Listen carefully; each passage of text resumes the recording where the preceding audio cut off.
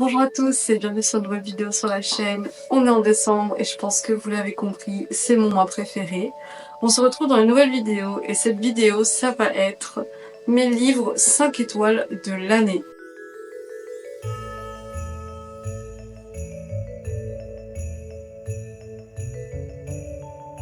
J'avais déjà un petit peu mentionné en fait dans mon book bingo et les livres que je n'avais pas aimés que je notais mes livres sur Goodreads. Donc si vous voulez me suivre, c'est juste ici. Et en fait, les années précédentes, j'avais tendance à mettre beaucoup de 5 étoiles. Et j'ai l'impression que plus je lis du même style et plus j'approfondis un peu tout ça, et moins je mets des 5 étoiles parce que c'est vraiment la crème de la crème et j'en trouve plus autant. Franchement, cette année, je pense que j'ai 5 livres qui sont notés 5 étoiles et je vais vous faire un petit peu le topo des autres années, comme ça vous voyez ce que j'essaie de dire et que ça fait que décliner. Voilà. Alors, pour pouvoir vous parler de ces livres, je vais bien sûr aller sur Goodreads et je ferai des inserts, des couvertures, comme ça vous voyez un petit peu. Alors, sur Goodreads, en 2022 et en 2023, j'ai classé mes livres préférés, donc mes livres 5 étoiles. En 2022, on en avait 10 et en 2023, on en avait 16. Là, j'ai pas encore fait la wishlist exacte de tous les livres 5 étoiles puisque l'année est pas terminée, donc je me laisse encore des petites surprises. Mais je pense que je peux déjà dire qu'il y en aura pas plus que ça et qu'on va pas atteindre les 10. C'est un fait. Donc, est-ce que je vous montrerai pas d'abord mes livres 5 étoiles de l'année dernière? Comme ça, vous voyez un petit peu le standard et vous pouvez comparer. Donc, ce sera sur ce côté-là. Donc, le premier livre que j'avais mis 5 étoiles, c'était The Dragon Republic de R.F. Kuang. Là, on est R.F. Kuang, j'ai déjà parlé sur le podcast, mais c'est vrai que j'ai jamais parlé de la série de Poppy War, et peut-être que je devrais. Donc, c'est une série fantasy qui reprend en fait les guerres qui se sont menées particulièrement à la fin de la dynastie Qing, jusqu'à l'arrivée au pouvoir de Mao Zedong. Avant que Mao arrive au pouvoir, il y avait des guerres entre le parti nationaliste et le parti communiste en Chine. Et donc on avait tout ce qui était Kuomintang, etc. Enfin bref, ça pourrait être très long. Je pense que c'est peut-être pour cette raison que j'ai encore pas fait de podcast et de vidéo, c'est que il me faudrait vraiment beaucoup de temps pour analyser toute l'œuvre et le côté historique. Mais ce que je peux dire, c'est que en fait, il y a eu des relations qui ont été faites entre le parti nationaliste et certains seigneurs parce que la dynastie Qing, la dernière, venait de tomber, donc il y avait encore des seigneurs de petits états tout au long, enfin tout au travers de la Chine. Et donc le parti communiste était ami avec certains et le nationaliste avec d'autres. Donc R.F. Kuang reprend cette partie de l'histoire en donnant à ces personnages des pouvoirs. Et en fait, le personnage principal de Poppy War, Dragon Republic, etc., c'est en fait la personnification de Mao Zedong, mais en version fille. Donc c'est, soit on l'aime, soit on l'aime pas, mais moi personnellement, j'ai trouvé que cette saga était extrêmement bien écrite et que ça reste jusqu'à aujourd'hui un de mes coups de cœur les plus chers au monde. Ensuite, on avait Cassandra Clare, Chains of Iron, parce que non, Chain of Iron, de Cassandra Clare. Alors, je pense que j'ai déjà mentionné, j'ai jamais lu The Mortal Instrument. J'ai lu juste le tome 1. Et après le tome 1, j'ai juste lu le tome 1 et ensuite je me suis arrêtée. Par contre, j'adore les sagas autour de l'univers de tout ce qui est Shadowhunter, etc. Donc là, Chain of Iron, c'était sur l'épée, je sais plus comment elle s'appelle son épée. C'est sur le personnage de... Attendez, j'ai oublié son prénom, c'était l'année dernière. Je pense que c'est quelque chose que vous pouvez voir dans ces vidéos. Mais en fait, si vous me connaissez au quotidien, vous pouvez le savoir aussi, j'ai une mémoire. Je peux oublier tout ce que j'ai aimé et ce qui fait que je peux re-regarder et relire les mêmes choses à chaque fois. Alors, c'est sur Cordelia Carstairs et comment elle a eu son épée, donc Cortana, qui est vraiment une épée qui existait dans les légendes, etc. Ensuite, on avait de la romance, on avait Happy Place de Emily Henry. Je sais que beaucoup de gens aiment pas son style d'écriture. Et pourtant, moi je trouve que Happy Place c'était super, il y avait vraiment un build-up qui était sur le long terme et les personnages étaient super réfléchis sur leurs conditions et leurs traumas, donc moi j'ai adoré ça. On a évidemment les 4 filles du Dr March de Louisa May Alcott que j'ai déjà présenté aussi dans ma vidéo du book bingo, donc voilà. Après, on a Fourth Wing de Rebecca Yarros. Je crois que j'en ai parlé aussi dans le book bingo, donc puis on le voit partout, Fourth Wing. J'adore. J'ai adoré. Fantasy toujours. Après, on a Tress. Oula, je suis allée trop vite. Tress of the Emerald Sea de Brandon Sanderson. Alors, j'ai pas lu tous les Brandon Sanderson, mais c'est vraiment un de mes objectifs sur ma bucket list de lecture. Donc, ce monsieur, il a écrit beaucoup de fantasy, de high fantasy aussi. Et là, c'était à la manière d'un conte sur une fille qui va essayer de retrouver son crush. En fait, c'est un prince qui a été capturé par une sorcière et elle va traverser des mers et des mers sur un bateau de pirates et un bateau de pirates magique. Donc c'était génial. Ensuite, j'avais lu The Tea Dragon Tapestry. Donc ça, c'était une... comment on dit ça? Une BD.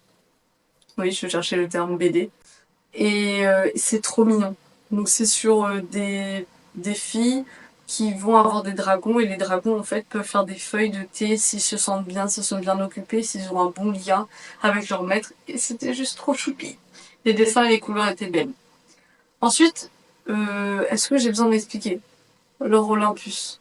D'ailleurs, j'ai encore craqué. Non mais il faut que je vous montre parce que là, c'est pas possible. Vous voyez, je suis devant ma bibliothèque, etc.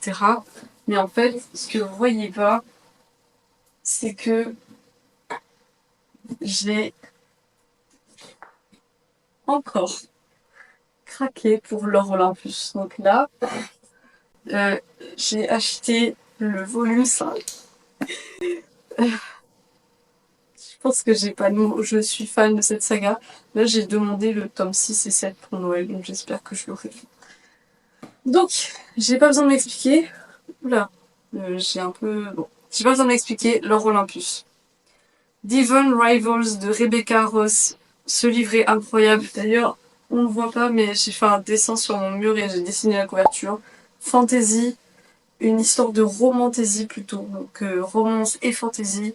Les deux personnages se parlent sur des machines à écrire qui sont connectées parce qu'elles sont magiques pendant un temps de guerre. Voilà.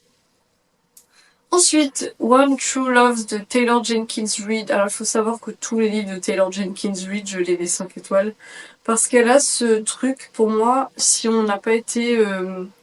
on sait pas quoi lire, on sait pas comment se remettre à la lecture, elle a ce don de faire en sorte que tu as envie de te remettre à la lecture parce que c'est une histoire qui est captivante du début jusqu'à la fin et que tous les personnages vont s'entrecroiser dans chaque tome, en fait, même s'ils sont pas en lien. J'ai adoré. Ensuite, j'ai mis Pablo Neruda. Les poèmes d'amour et de un son de désespoir. J'aime bien la poésie.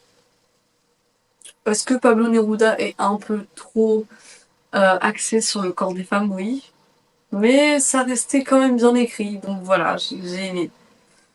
Ensuite, j'avais mis Lady Stern au Grand Sud de Boris Gamaleya. Pour ceux qui ne connaissent pas cet auteur, c'est un auteur réunionnais.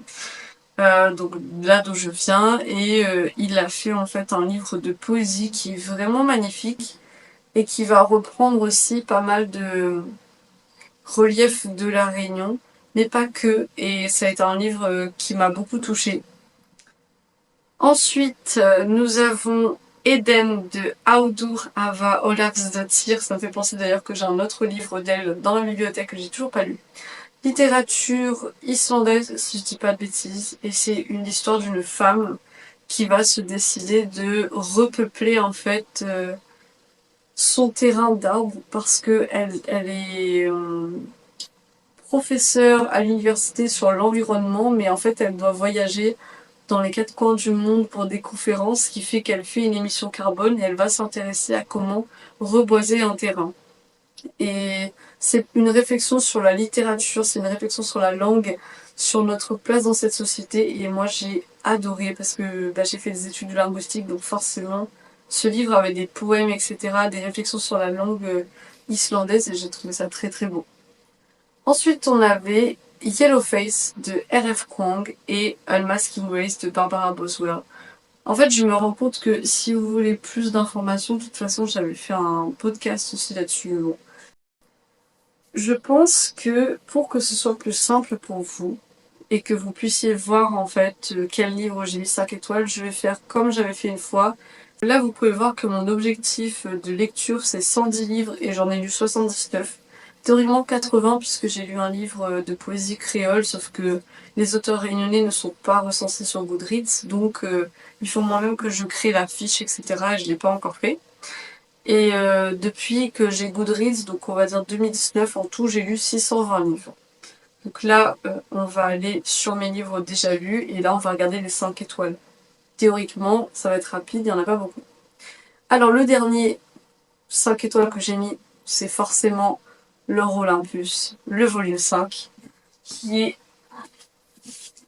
juste ici. Alors, pour la petite histoire, je l'ai acheté il y a genre un week-end de ça et je l'ai déjà terminé.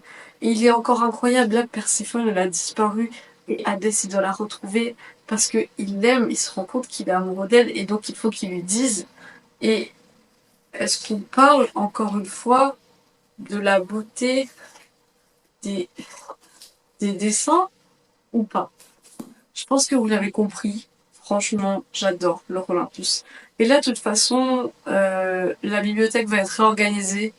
Et je vous invite à regarder cette vidéo aussi. Et du coup, je vais mettre ces livres-là en avant très bientôt parce que, franchement, je suis désolée, mais ces tomes sont juste magnifiques et ils méritent d'être un peu plus visibles dans ma bibliothèque. Alors, ça, c'était mon dernier 5 étoiles. Mais c'est un peu un 5 étoiles qu'on aurait pu prévoir parce que forcément, j'adore l'Or Olympus. Ensuite, on peut constater qu'il n'y a pas eu beaucoup de 5 étoiles. Le deuxième 5 étoiles qu'on a, c'est de Promise Neverland de tome 2 de Kayu Shirai et de Bosuka Demizu. Je pense que j'ai très mal dit les noms. Mais je pense que vous voyez de quoi je parle. Promise Neverland, en fait, on suit cet orphelinat. Les enfants sont censés avoir une famille après quelques temps. Et en fait, ils vont découvrir quelque chose d'assez triste sur l'orphelinat, c'est qu'en fait, ils sont des repas pour des démons. Et ils vont tenter de sortir de l'orphelinat et de faire sortir tous les enfants de l'orphelinat sans que la gouvernante de l'orphelinat le sache. Donc moi j'ai lu le tome 1 et le tome 2 pour l'instant. Et franchement, j'ai beaucoup aimé le tome 2. Même s'il n'était pas super joyeux, mais il y avait des plot twists, il y avait des rebondissements, j'étais là genre... J'ai adoré. Je lis vraiment, même jamais des mangas, mais celui-là était génial. Ensuite, on cherche des 5 étoiles. Bah, bizarrement, là, le Olympus, c'était un 4 étoiles. Non, mais parce qu'il était bien, mais un peu long. Mais celui-là, il était trop cool. Bon, regardez pas les 1 étoile, hein. Pour l'instant, il faut pas. Là, vous pouvez voir un petit peu tout ce que j'ai lu depuis le début de l'année. Mais je vous dis, hein, là, on a compté quoi? 2 livres 5 étoiles pour l'instant. Le troisième livre 5 étoiles, c'est Buy Yourself de Damn Flowers de Tamko. Je pense que j'en ai déjà parlé. Tamko, c'est ma youtubeuse préférée. Tamko, je l'adore. Je regarde toutes ses vidéos. Donc elle parle de tout ce qui est développement personnel. Et elle a un caractère quand même. Et franchement, je la kiffe. Et elle a fait un livre de développement personnel où elle revient un peu sur son expérience et le fait de prendre le temps pour soi et de s'apprécier aussi et de se mettre en avant et d'augmenter son estime de soi, mais de manière saine. Et son livre, il était très bien écrit. Franchement, j'aurais voulu écrire comme elle à 23 ans. Voilà. Ensuite, on a The Spell Shop de Sarah Beth Durst. Alors ça, j'en ai déjà parlé sur le podcast. J'en ai fait un épisode dédié pour le mois d'octobre, puisque c'était dans mes lectures un petit peu spooky, magie. C'était une réelle surprise en fait, parce que je n'attendais rien, vu la couverture, je n'attendais rien à l'histoire. On va suivre une jeune fille qui était bibliothécaire magique, et qui doit rentrer dans son île natale, puisqu'il y a des émeutes et qui chassent les sorcières. Et elle va ouvrir en fait un magasin de confiture. Ouvrir un magasin de confiture et dans ce magasin de confiture, elle va aussi faire des petits sorts pour faire en sorte que la nature soit bien autour d'elle. Et le concept était génial, c'était trop mignon, c'était trop cosy, tout était trop bien, les personnages étaient trop bien, donc forcément 5 étoiles. Après, on a... Ah, je n'ai pas parlé du tout de celui-là. World Slut de Amanda Montel. Alors, j'ai déjà fait un épisode sur Amanda Montel, donc c'est une professeure à, je sais plus quelle université, si c'est Oxford ou pas, mais elle étudie tout ce qui est le langage, comme j'ai précisé sûrement dans certaines vidéos, ou peut-être plus sur le podcast. J'ai fait des études de linguistique, donc ça m'intéresse énormément, et elle avait fait un livre qui parlait comment on utilisait la langue dans les sectes, par exemple, comment on la mettait en fait en outil. Et moi j'ai lu celui sur les biais. Donc en fait, on a tous des biais, il y a des biais pour tout et rien dans ce monde. On a des biais de confirmation, donc par exemple, moi c'est un biais qui m'avait vraiment fait stresser tout le long de mon mémoire parce que j'avais peur de vouloir provoquer des résultats pour confirmer mon hypothèse de départ dans mon mémoire. Donc ça c'était un biais de confirmation, j'avais vraiment peur de tomber là-dedans. Et elle va faire, en fait, elle a fait un livre sur tous les biais en général qu'on peut faire face dans notre vie. Donc comment les déjouer, comment les comprendre, etc. Donc j'ai fait un épisode dessus, j'ai fait une seule partie parce que le livre était assez long. Et puis c'est scientifique, donc si vous voulez une deuxième partie, il suffit de me le dire en commentaire. Et puis vous pouvez toujours écouter la première aussi. Et j'avais lu un autre livre d'elle qui s'appelle World Slut. Je sais pas pourquoi je bug avec l'anglais, je vous jure, je sais parler un peu anglais. Hein. Et là, c'était comment en fait la langue anglaise a fait en sorte de mettre les femmes de côté. Et ça peut partir d'un rien, mais on le voit très bien quand les gens ils disent oh man, ou enfin vraiment ça peut partir d'un rien et elle va en fait analyser toutes les choses qui font que la langue renforce le patriarcat. Donc c'était très intéressant. Ensuite, un autre 5 étoiles de début d'année, c'était Sam Locker de Mathieu Vaetilingom, alors alias Soko. C'est un auteur réunionnais qui a écrit un livre de poésie, mais pour moi c'est un peu engagé, même si on n'irait pas jusque là parce que c'était pas forcément. Il veut pas se définir comme un poète engagé, mais il a écrit un livre de poésie qui est très puissant, moi qui personnellement m'a fait réfléchir et qui aussi était beau. Enfin, c'était une façon de montrer des choses sur la Réunion d'une autre façon, en lumière. Et quand on lit ces textes, on peut clairement voir qu'il y a un côté rythmique, qu'il y a un côté musical, et ça j'ai adoré. Donc je vous renvoie parce que j'avais fait une interview avec lui, donc j'ai eu la chance de le rencontrer. Et je vous renvoie du coup au podcast. Donc c'est un podcast sans vidéo.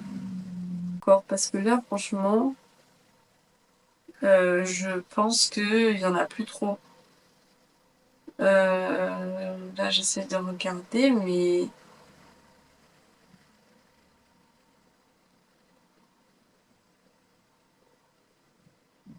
5 étoiles que j'ai mis, c'était Celui qui noya le monde de Shelley Parker Child, donc c'est un livre sur la Chine toujours, mais de la fantasy, qui retrace aussi le côté historique de la Chine et qui cette fois va parler de la révolte des turbans jaunes, donc la dynastie Ming, et on va parler de Zhu Yuanzhang, qui est un roturier qui va prendre le pouvoir, alors qu'il n'était pas du tout censé être un empereur, il va dire qu'il va entendre Bouddha. Sauf que dans ce livre, la particularité, c'est que Zhu Yuanzhang n'est pas un garçon, mais ce sera une femme. Mais une femme qui se définit comme un homme. Donc, il y a plein de questions de genre, etc., qui sont explorées. Moi, j'ai vraiment adoré ce livre, et mon podcast, d'ailleurs, il est très détaillé dessus. Si ça vous intéresse, je vous invite à le voir. De toute façon, c'est simple. Tous les livres que j'ai adorés, la plupart, sont présentés sur le podcast. Je pense que ceux que j'en parle le moins, c'est ceux que du coup j'ai pas forcément aimé plus que ça. Si je pense que vous avez vu un peu en 2023 ce que j'ai aimé, donc ce que vous pouvez voir c'est que moi j'adore la fantasy et un petit peu de romance. Romantasy encore mieux. J'aime quand les personnages sont développés, donc pour moi, qu'est-ce qui fait un livre 5 étoiles? C'est ça. C'est, je suis désolée, il y a un moustique. Qu'est-ce qui fait un livre 5 étoiles pour moi? L'univers, bien construit, pas d'éléments qui servent à rien. Je déteste ça. Je déteste quand on rajoute juste des descriptions pour rien. Des personnages en plusieurs dimensions, pas juste sur le papier, qui sont prévisibles.